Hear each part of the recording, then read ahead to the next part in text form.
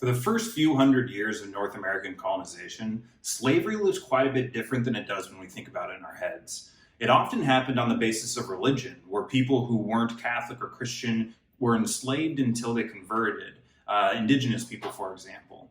Or it happened in the case of war, where prisoners of war were kept as slaves, again, often indigenous people. And it also happened as a result of contract, where people would either contract themselves or they'd be contracted into indentured servitude, which was effectively slavery. Then in the 1600s, labor scarcity gave colonists a reason to start looking for ways to make it harder for slaves to become free. By the 1700s, Virginia was kind of leading the way in making slavery legal based off of physical appearance alone. But in order for that to be a viable solution to their problem, they kind of had to make these two new categories of people, white and black. White was used to describe people who appeared European, where black was used to describe Africans who had either been kidnapped or purchased and brought to the colonies as slaves. It's really normal for us today to refer to people as black and white, but it didn't always used to be like that. So what's the point in bringing all this up? It's pretty common to hear people discussing what they mean when they say Black Lives Matter, or why it's okay to make the distinction that Black Lives Matter, or even why it's problematic to respond with the phrase All Lives Matter.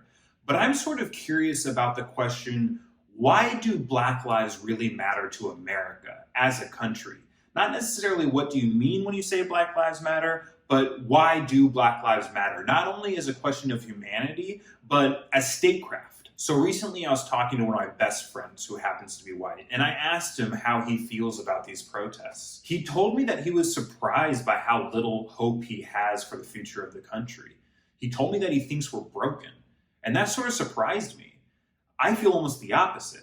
When I look at these Black Lives Matter protests, it makes me really hopeful about our future. But the more I thought about it, the more I got interested in the dichotomy that presents. When I saw that video of George Floyd being carelessly murdered by that cop, when I see any video like that, frankly, or even any video of somebody being arrested wrongfully or arrested in a way that's more violent than they need to be, it makes my country feel a little bit more dangerous to me. But it makes sense to me why Americans that don't necessarily identify with those images would feel a similar way when they see images of protest, especially when those images are accompanied by images of destruction of property or theft. We proceeded to have a conversation around that, about why these protests made me more hopeful about America, and about why I kind of felt like this was something that was always going to have to happen if we were ever going to take that next step in our country's evolution. And as we were talking, I kind of started to realize that this perspective might not necessarily be as prevalent as I assumed. But before we get to that, let's finish up this quick history lesson. So Virginia was leading this effort to make slavery legal based off of physical appearance. They also made slave status hereditary, meaning that a child would inherit their mother's slave status and be born as property with the mother having no right to it. This was counter to the British custom that slave status only could pass from the father. But that wouldn't work in Virginia because the prevalence of how many slaves were being raped by their owners and having their children. If they followed British custom, those children would be born free. The result of these efforts was institutionalized and codified permanent slavery for blacks, and racial caste as we know it was born. From that point forward, white dominance over black bodies was woven into the fabric of America. The men who wrote the Declaration of Independence and the Constitution were slave owners themselves, and slaves would go on to be the resource that fueled American economic ascension into the Industrial Revolution. Later, America would even go to war with itself over the institution of slavery, and it wasn't until July 19th, 1865 that slavery finally became illegal in this country. But that wouldn't be the end of the racial caste system. The Civil War and Emancipation Proclamation was quickly followed by Jim Crow laws, which was the process by which Black Americans were separated politically, economically, and socially from white Americans. The violation of the separation, or even the perceived violation of the separation, would often result in imprisonment, murder, and lynching. The Jim Crow era was defined by this separation, by the disenfranchisement of Black Americans, politically, socially, and economically. The standard of living for Black people in America during this time could only be as high as their ingenuity could take them in face of these barriers. Even then, Black communities that became too prosperous were often destroyed, like the Black Wall Street Massacre that happened in Tulsa, Oklahoma, where one of the most vibrant Black communities in America was burned to the ground by a white mob. This would largely prevent Black Americans from achieving real political power and wealth for over 100 years. Then, in the 1960s, a powerful civil rights movement resulted in the Civil Rights Act of 1964 and the Voting Rights Act of 1965, which sought to end legal race-based discrimination and segregation and restore the rights of Black Americans. But racial caste still persisted. Through the back half of the 20th century and through to today, Black Americans have experienced what many people call the new Jim Crow, which is the process of using law enforcement and the justice system to bind Black bodies and segregate them, using them to provide American capital with forced, cheap labor. Whether it be unequal access to civic participation, unequal educational systems, unequal nutritional systems, unequal environmental standards, unequal legal protections, unequal labor opportunities, or unequal application of the law, America is designed to increase the chances that Black Americans end up in the criminal justice system, at which point their second-class citizenship becomes explicitly legal and not just enforced by institutional or social norms.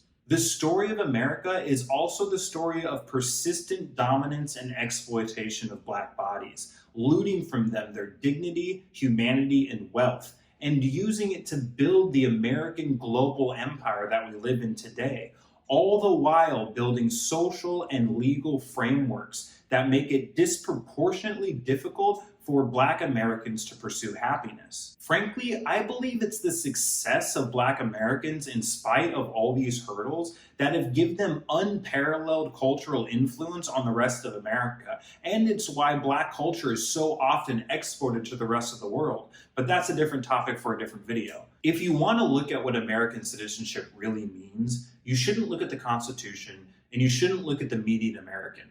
You have to look at the standard of living. And the standard of living is set by how a country treats the citizens that it values the least. And throughout all of America's history, from slavery, Jim Crow, and through to today, Black Americans have undoubtedly been valued the least. It can still be seen in how Black people are regarded by much of American media and many Americans within our communities. Just take a look at how the victims of New Jim Crow were treated. When George Floyd was murdered, how many people did you see pointing to his criminal record as justification for his killing? When Trayvon Martin was killed, his murderer's right to stand his ground was prioritized over Trayvon's right to stand his. And when Philando Castile was murdered, his Second Amendment rights to bear arms were completely erased. It was almost as if the color of his skin took away his constitutional rights, which is exactly what happens in this country. Black people are not fully protected by the Constitution. For white Americans, this country means liberty and freedom. But for Black Americans, this country means obedience under the constant threat of murder and imprisonment.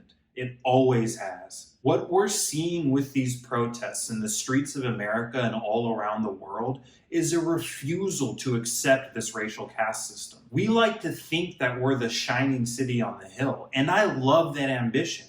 But the light that makes us shine can't be fueled by Black blood. A democracy that enforces racial caste is no democracy at all. The way that we're willing to treat the least of us is the way that we're willing to treat any and all of us. Until Black Americans are free, America isn't free.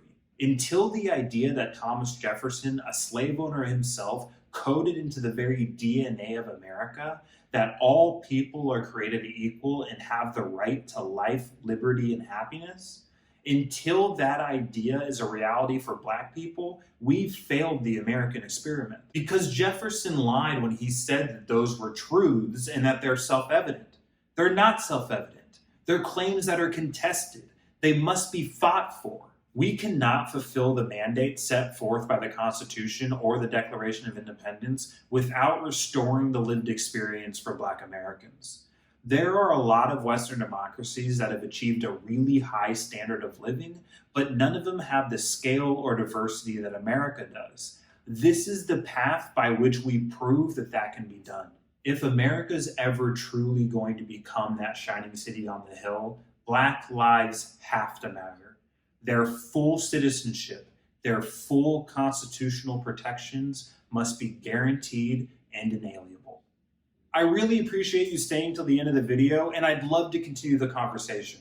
Tell me how you feel about what we discussed today in the comments below, and I'll be sure to respond. Share the video so other people can join in as well. Also, be sure to let me know what else you're interested in talking about. Then like the video and subscribe to the channel so you can stay up to date and continue to be involved. Thanks again, and I can't wait to talk to you next time.